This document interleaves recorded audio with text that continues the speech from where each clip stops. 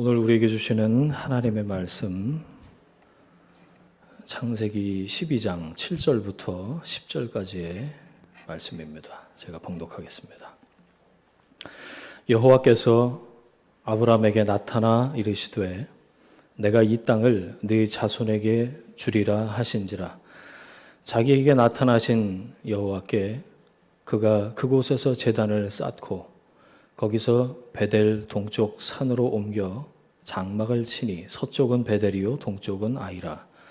그가 그곳에서 여호와께 제단을 쌓고 여호와의 이름을 부르더니 점점 남방으로 옮겨갔더라. 그 땅에 기근이 들었으므로 아브라함이 애굽에 거류하려고 그리로 내려갔으니 이는 그 땅에 기근이 심하였음이라. 아멘.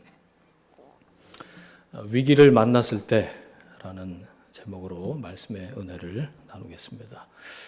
올 한 해도 벌써 절반이 지나고 있습니다. 내일이 그 절기 중에 낮의 길이가 가장 긴 하지라고 그러네요. 내일 지나면 또 이렇게 다시 해가 짧아지겠죠. 시간이 이렇게 지나가고 있습니다. 여러분 올해 계획하신 대로 또 예상한 대로 잘 걸어오셨습니까? 그러기가 쉽지 않던데요.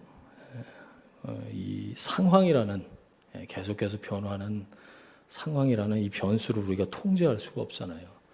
게다가 나를 절제하는 건 더 힘들고 더군다나 갑자기 찾아오는 이 어려움에 의연하게 대처하기가 참 어렵습니다. 그럼에도 불구하고 나 요즘 괜찮다, 그럭저럭 잘 살고 있는 것 같은데 여러분 이건 감사한 일이죠.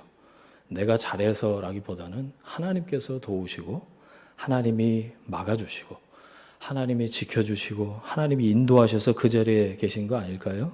그리고 지금 그곳에서 별 어려움 없이 잘 지내고 있는 건 사명이 있기 때문에 그렇습니다. 여러분 풍요로움에 묻히지 마십시오. 사명을 찾고 붙드시기를 바랍니다. 반대의 경우도 마찬가지예요. 여러분 견디기 어려우시다면 용기와 또 격려와 지혜가 필요하겠죠. 풍랑 가운데에서도 함께 계신 그 주님을 기억하십시오. 잘 견디고 버텨낼 수 있도록 지혜를 구하십시오. 위로가 격려가 필요하신 분들 저한테 연락 주세요. 함께 기도 제목 나누고 서로를 위해서 기도하면 좋겠습니다. 소위 위기를 기회라고들 하잖아요. 그건 근데 잘 생각을 해보면 그 위기를 극복한 사람들이 하는 얘기인 것 같아요. 모두에게 위기가 기회일 리는 없습니다. 버틸만 해야 뭐 그런 말도 할 수 있는 거잖아요. 위기는 기회가 아니라 그냥 위험한 때예요. 여러분 위험할 때는 안전을 찾는 게 당연한 겁니다. 불 났는데 아유 이건 기회야. 그렇게 생각하기가 쉽지 않아요. 빨리 불에서 밖으로 나와야죠. 적극적으로 안전을 확보하고 그 상태를 유지하려고 하는 거 그거 잘못된 게 아닙니다. 어쩌다가 혹은 내가 실수했거나 게을러서 찾아오는 위기는 겪어내야 됩니다. 그런데 여러분 이럴 때 있지 않으세요? 영적으로 충만할 때 그때 찾아오는 위기 이런 거 있거든요. 이거 어떻게 생각하십니까, 여러분? 영적으로 충만할 때 어려움이 같이 와요. 그 어려움은 믿음의 테스트일 가능성이 높습니다. 그 위기는 하나님께서 믿음을 테스트하시는 거예요. 아브라함이 하나님 부르심을 받고 가장 먼저 어떻게 했죠? 갈 바를 알지 못하고 출발했다고 그랬어요. 이거 무모한 일입니다. 어디로 가야 하는지도 모르고 떠난다는 게 여러분 말이 안 되잖아요. 아브라함은 말하자면 대책 없이 믿음만 좋은 사람이었어요. 그는 부르심을 받고 즉시 떠났습니다. 고향과 친척과 아버지 집을 떠났다고 그랬죠. 결코 쉬운 일이 아니에요. 제가 독일에서 몇 년 살았는데 요즘에 여러분 먼 타국으로 이사하는 거 쉽지 않은데 그 당시에 그렇게 떠난다는 거 정말 어려운 일이었을 겁니다. 아브라함은 뭐 이를테면 졸업만 해봐라. 뭐 이놈 못 짓고서 그냥 내가 탈출한다. 마치 집 나가기를 기다렸던 그런 청소년이 아니에요. 아내도 있고 아이들도 있고 책임져야 될 사람들도 데리고 있는 위치였단 말이에요. 그러니까 어려웠겠죠. 하나님이 아브라함에게 보여주실 땅으로 가라라고 하셨을 때 그 명령에 순종하는 건 알겠습니다. 그리고 대답하고 끝난 일이 아니라 그동안 자기가 누리고 있던 모든 것을 포기해야 하는 일이었어요. 고향을 떠났습니다. 집이 없는 거예요. 더 이상 편안하게 누워서 지내고 이럴 만한 거처가 없는 거예요. 친척을 떠났습니다. 모든 인간관계를 다시 시작해야 되는 거예요. 공동체를 찾아야 되는 거예요. 서로를 조건 없이 받아주고 의지할 수 있는 관계를 나이 많이 먹어서 새로 만든다? 이건 거의 불가능해요. 안정감을 포기한 거예요. 아버지의 집을 떠났어요. 기껏 배운 게 아버지 따라서 우상 만들던 건데 다시 뭐 해서 먹고 살 건가? 새로 일을 찾아야죠. 기술을 새로 배워야 되나? 누구 밑에 들어가서 양을 또 쳐야 되나? 게다가 낯선 땅에서 그를 반겨주고 환영해 줄 사람 아무도 없었어요. 창세기를 쭉 읽어보면 환대는커녕 모두들 거칠고 적대적이고 아브라함의 일행을 경계하는 걸 볼 수 있어요. 왜들 저러나 그게 아닙니다. 어쩌면 당연해요. 생판 모르는 사람 위협적으로 느낄 수도 있는 거니까요. 여하튼 이 대책 없이 믿음만 좋은 사람 사서 고생하는 게 창세기 쫙 기록이 되어 있죠. 여러분, 하나님의 부르심을 받은 후에 아브라함은 겉으로 드러나는 어떤 조건들, 환경들보다 다른 것에 붙들려서 살았습니다. 하나님을 알아가기 시작했다는 거예요. 그러면서 그가 처한 상황은 부르심을 받기 이전보다 더 나빠졌어요. 다른 사람이 볼 때, 객관적으로 볼 때 더 나아진 게 아니고 더 나빠졌어요. 하나님을 알아가면서 동시에 상황은 더 안 좋아졌다고요. 이게 무슨 말일까요? 하나님을 알아가는 것과 상황의 악화는 비례할 수 있다는 거예요. 믿음의 테스트와 위기는 그 시기와 길이가 정확히 일치합니다.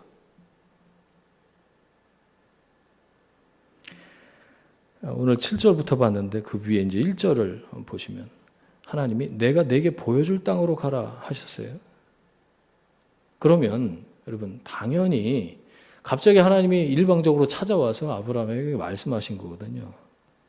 그러면 무슨 생각이 들까요? 야, 하나님이 말씀하실 곳은 그 땅은 내가 지금 여기 있는 땅보다 훨씬 더 좋은 땅인가 보다. 그렇게 생각되지 않았겠어요? 그대로 갈수록 여러분 땅이라는 게 삶의 조건, 여러 가지 조건 중에 거의 전부라고 봐도 무방했어요. 그런데 막상 가보니까 그 땅은 오히려 더 거칠고 황량한 땅이었죠. 게다가 뭐라고 하셨죠? 2절 보니까 내가 너로 큰 민족을 이루고 내게 복을 주어서 내 이름을 창대하게 하리라 너는 복이 될지라 그러셨어요. 이건 뭐 거의 백지수표입니다. 땡 잡았다. 웬 신이 갑자기 날 찾아와서 복을 엄청나게 부어준다. 그러니까 날아갈 듯. 그래서 홀린 듯이 앞만 봐도 그래서 집 나온 것 같아 제가 볼 때. 이걸 믿음이 좋다고 봐야 할지 생각 좀 해보자고요. 여하튼 아브라함의 나이가 이때 75살. 이 가장이 아내와 아이들과 조카까지 데리고 통장 잔고 싹 정리해서 이민 가방 싸서 5절 마침내 가나안 땅에 도착을 합니다. 세겜에서 하나님이 여기다라고 말씀하셨고 거기다 제단을 쌓고 예배를 드려요. 근데 아무리 봐도 약속의 땅처럼 보이지가 않는 거죠. 내가 살던 아버지하고 살던 갈대 우르가 더 좋아 보였다는 거예요. 그래서 그는 상황에 따라서 점점 더 어느 쪽으로요? 9절 보니까 남쪽으로 이동을 합니다. 애굽, 이집트가 있는 쪽이었어요. 아니 기근이 있는데 어떻게 살아요? 사람이 살 곳이 못 되는구나. 그래서 점점 더 남쪽으로 복은 잘 모르겠어요. 지금 복은 차치하고 일단은 생존할 수 있는 곳으로 살기 위해서 점점 더 내려갑니다. 하나님의 부르심을 받은 아브라함은 만사형통의 삶을 살지 못했습니다. 찬송가 여러분 몇 장이죠? 그 새 찬송가로 바뀐 다음에 이제 찬송가 몇 장인지 다 까먹었는데 나의 갈 길 다 가도록 그 찬양 후렴을 보면 믿음으로 사는 자는 하늘 위로 받겠네. 무슨 일을 만나든지 만사형통하리라 그랬잖아요. 생각을 해보는 거예요. 아브라함이 그 찬양 산송가를 같이 부르다가 잠깐 후렴해서 무슨 일을 만나든지 만사형통한다고? 그건 거짓말입니다. 아브라함이 그랬을지도 모르겠어요.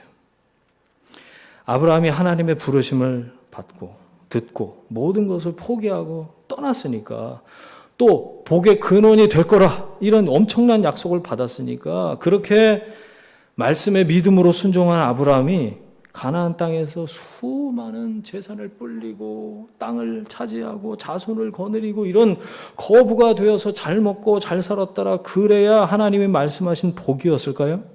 우리가 생각하는 만사형통, 그거하고 하나님의 말씀하시는 복하고 무슨 차이가 있을까요? 아브라함은 분명히 많은 기대를 품고 갔을 겁니다. 그러니까 그만큼 대가를 지불한 거죠. 그래서 피곤한 줄도 모르고 아마 짐 싸갖고 이사를 갔을 거란 말이에요. 그런데 정착 그 땅에 도착해 보니까 그가 만나게 된 거는 복이 아니고 기근이었어요. 10절에 그 땅에 기근이 들었으므로 아브라함이 애굽에 거류하려고 그리로 내려갔으니 이는 그 땅에 기근이 심하였습니다. 이때 기근은요, 흉년은 지금과는 완전히 다르죠. 지금 뭐 먹을 게 얼마나 많습니까? 좀 무슨 뭐가 농산물의 가격이 폭락해도 뭐 저장해 놓은 것도 풀고 뭐 이러면서 조정도 할 수 있고. 그런데 여러분, 그 당시는 기근이 들었다고 그러면 곧 죽음을 의미하는 거예요. 그것도 심한 기근이라고 나오죠. 거기 있으면 꼼짝없이 죽는 겁니다. 그러니 움직일 수밖에요. 아브라함의 고향 갈대아 우르 대도시였습니다. 잠시 살았던 하란 그 동네도 마찬가지였고요. 아브라함은 기근을 경험해 본 적이 없었어요. 그래서 지금 더 헷갈려요. 점점 더 남쪽으로 내려가고 또 내려가고 또 내려가고. 무슨 생각을 하면서 내려갔을까요? 하나님의 명령에 순종해서 이전에 좋은 것들을, 안정된 것들을 다 떠나왔고, 또 하나님이 다시 나타나셔서 내가 이 땅을 내 자손에게 주리라 라고 확인까지 해주셨는데, 떠나라고 해서 떠났고 가라고 해서 왔는데, 거기서 세겜에서, 여기라고 해서 세겜에서 예배도 드렸다면, 여러분 각본상 다음 순서는 뭐가 돼야 됩니까? 당연히 약속의 땅에서 잘 먹고 잘 살았다는 성공과 형통을 누리는 삶이 아니겠습니까? 우리가 바라는 거예요. 그게 7절, 8절에서 끝나는 스토리. 우리는 이걸 원합니다. 이게 하나님이 주시는 복이라고 굳게 믿고 생각하고 있어요. 9절, 10절 보고 싶지도 않아요. 왜 남쪽으로 가? 마음에 안 들어요. 이해도 안 돼요. 아브라함 얘기는 그러니까 우리 머릿속에서는 12장 1절부터 시작해갖고 8절로 끝나야 이게 해피엔딩인 거예요. 그래야 깔끔해요. 그래야 복이야. 얼마나 좋아요. 그런 하나님이어야 되는 거죠. 그런데 이 믿음의 스토리는 창세기 22장 모리아산에서 아들 이삭을 번제물로 바치는 이야기를 거치면서 피크를 찍어요. 온갖 위기를 겪으면서 아브라함은 하나님이 어떤 분이신지, 하나님이 말씀하시는 복은 뭔지, 하나님이 말씀하신 땅은 어디인지, 하나님을 믿는다는 건 뭔지, 아브라함, 이삭, 야곱, 요셉 거쳐서 창세기가 끝이 나도 결론이 안 나요. 요즘 새롭게 출애굽기를 묵상하고 있어요. 조만간 출애굽과 광야 이야기로 말씀을 전하려고 준비하고 있습니다. 여하튼 아브라함의 이야기는 바로 믿음의 조상이라고 그랬잖아요. 믿음의 후예인 우리들, 나의 이야기로 지금 여기까지 이어져 있는 거죠. 그래서 믿음의 조상 이 아브라함의 스토리에서 하나님은 어떤 분이신지, 나는 어떻게 해야 하는지 궁금해지는 거죠. 다시 갑니다. 여러분, 말씀에 순종해서 전부 다 정리하고 다 버리고 싹 포기하고 따라 나섰는데 복받은 게 아니고 위기를 만나요. 이 상황을 어떻게 받아들여야 될까요? 뭐라고 해석을 해야 될까요? 여러분 이럴 때 없으세요? 순종했는데 복받는 게 아니라 위기를 만났을 때 이해가 안 돼요. 저는 무슨 생각이 드냐면요, 내가 잘못 들었나? 하나님이 나한테 진짜 말씀하신 게 맞나? 이런 생각이 제일 먼저 들더라고요.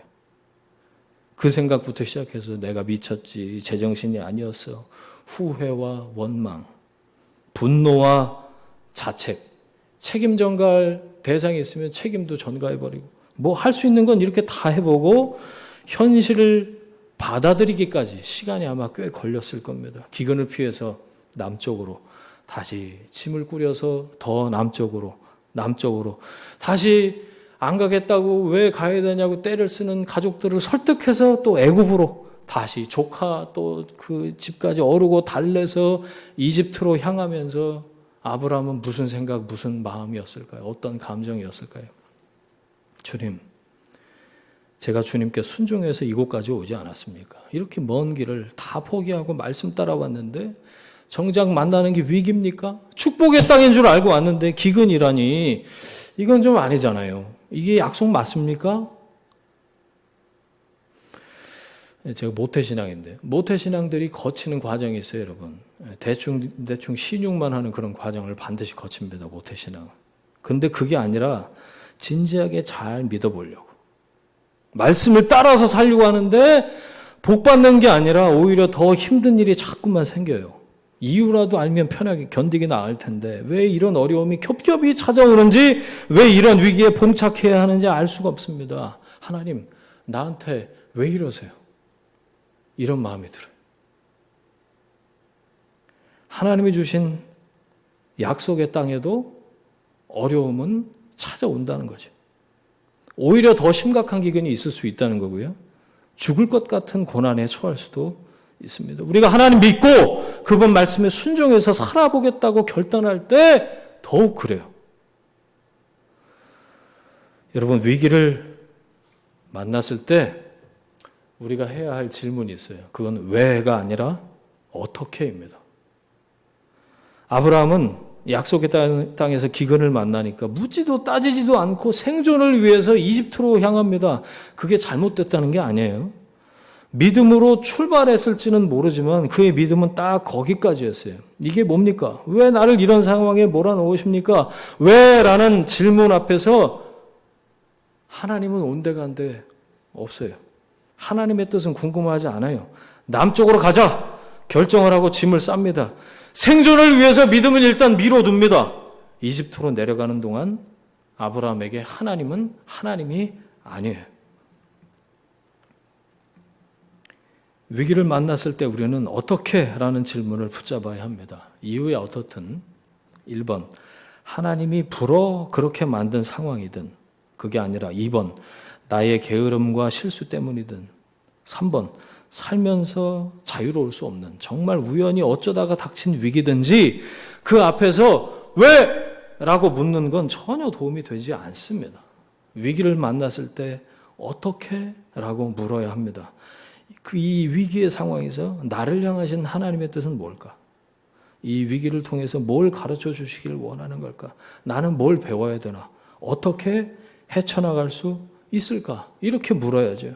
여러분, 말씀을 따라서 시작을 했다면 계속 결국 말씀을 붙잡아야 합니다. 그래야 삽니다. 다른 방법은 없습니다. 믿음은 그렇게 성장하는 거예요. 하나님이 어떤 분이신지 그 과정을 통해서 배워갑니다. 하나님을 알아가는 거죠. 여러분, 믿음은 넉넉하고 모자람 없고 안정되어 있을 때, 저희 할머님이 옛날에 그런 얘기 하셨는데, 배부르고 등 따술 때 믿음은 그럴 때 성장하지 않습니다. 하나님을 믿는 믿음은 위기와 어려움과 문제 안에서 다듬어져 갑니다. 가난하고 어렵고 문제투성이 힘들어 죽을 것 같은 그런 상황에서 그럼에도 불구하고 신앙생활 잘 하시던 분이 풍요로워지고 복받아서 돈 잘 벌고 성공하면 믿음 떠나는 경우 많이 봤어요. 그 반대 경우는 거의 본 적이 없어요. 제가 목회하면서. 인간이 그토록 연약하고 믿음을 유지하기가 그만큼 어렵다는 거죠. 하나님 말고 여러분 믿을 게 얼마나 많은지 몰라요. 온 천지에 하나님을 대신할 것들이 꽉 차 있습니다. 너도 나도 내가 하나님이다라고 아우성치고 있는 거예요. 그리고 하나님만 믿고 있는 것만큼 어려운 건 없어요. 여러분, 하나님이 네가 지금 겪고 있는 위기 가운데에서도 나를 믿냐? 나를 신뢰할 수 있겠냐? 라고 물으시면 뭐라고 대답하시겠습니까? 말씀을 따라서 여기까지 왔는데 내가 극복할 수 없는 위기를 맞닥뜨렸다면 그건 100% 하나님이 허락하신 믿음의 테스트입니다. 어려움을 통해서 연단하시는 거예요. 로마서 5장 3절 4절에 우리가 환난 중에도 즐거워하나니 이는 환난은 인내를, 인내는 연단은 소망을 이루는 줄 알미로다. 토기장인은 한 번 만들어 놓고 끝내지 않습니다. 그 자기가 만든 작품 그릇을 계속해서 정교하게 다듬어 갑니다. 좋은 그릇 만들려고요. 깨끗한 그릇이 되면 쓰신다고 하셨으니 정결하게 거룩하게 나를 준비시키고 계시는구나. 이렇게 믿으십시다. 믿음은 내 생각이 아니라 말씀을 따라가는 거예요. 계속해서 변하는 내 생각이 아니라 계속해서 변할 수밖에 없는 상황이 아니라 변치 않는 하나님의 말씀을 따라가는 것이 믿음입니다. 기근이요? 당연히 당장 짐 싸서 애굽으로 가야죠. 위기 앞에 서 있으면 누가 시키지 않아도 살려고 몸부림치는 게 우리입니다. 살아야 되니까요. 생존이 믿음보다 먼저라고 생각하니까요. 그게 잘못됐다는 게 아닙니다. 그건 믿음의 수준만큼 하는 겁니다. 아브라함은 애굽으로 가는 대신 가려고 짐 싸기 전에 아니면 가는 도중에라도 하나님께 여쭤봐야 했어요. 근데 그 성경에 그거 안 나오잖아요. 아브라함이 하나님께 여쭤봤다, 뭐 이러쿵저러쿵 기도했다 이런 게 안 나와요. 믿음으로 출발했을지는 모르겠어요. 근데 그 과정이 아브라함이 하나님을 알아가고 하나님의 뜻을 궁금해하고 하나님께 여쭙고 기도하고 이런 믿음의 과정이 아예 없었다는 거죠. 기근 중에서도 당연히 눈에 보이는 아래쪽 이집트가 아니라 하나님을 신뢰하고 위를 바라봐야 했어요. 그러면 스토리는 달라졌겠죠. 말씀 정리하겠습니다. 여러분, 이 세상에 변하지 않는 게 없습니다. 모든 게 다 변합니다. 특히 우리를 둘러싼 환경은 계속해서 변합니다. 사람도 변합니다. 조건은 말할 것도 없고요. 사람이 한 약속도 변합니다. 뭘 의지하고 뭘 신뢰할 수 있겠어요? 믿음은 그런 것들을 따라서 움직이는 게 아니에요. 믿음은 그런 것들이 좋은 쪽으로 바뀔 것을 기대하는 것도 아닙니다. 믿음은 말씀하시는 하나님을 신뢰하는 거죠. 결국에 주님의 선하심이, 주님의 신실하심이 나를 가장 아름다운 길로 이끄실 것을 믿고 따라가는 것이 하나님이 원하시는 우리 믿음의 업그레이드라는 거예요. 하나님이 물어보십니다. 너 나 믿을 수 있겠냐? 그 위기 앞에서도 나를 신뢰할 수 있겠냐? 여러분은 어떻게 대답하시겠습니까? 누가 환난 중에도 즐거워할 수 있을까요? 소망을 놓치지 않는 사람이요. 그래야 인내, 연단이라는 과정을 견뎌낼 수 있습니다. 여러분, 위기를 만났을 때 그 믿음 테스트를 잘 통과하고 삶의 자리에서 승리하고 하나님을 자랑하는 여러분이 되시기를 주님의 이름으로 축원을 드립니다. 아멘. 함께 기도하겠습니다.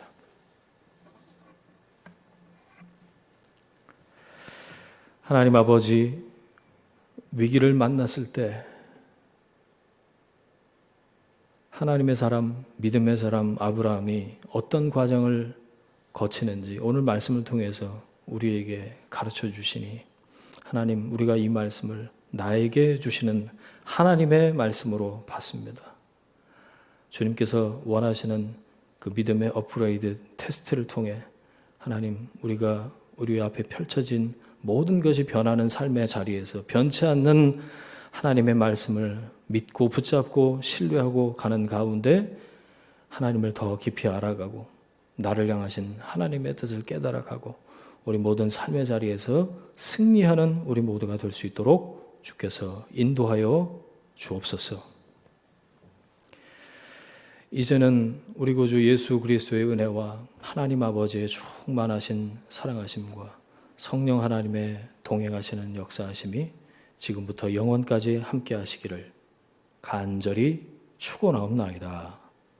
아멘.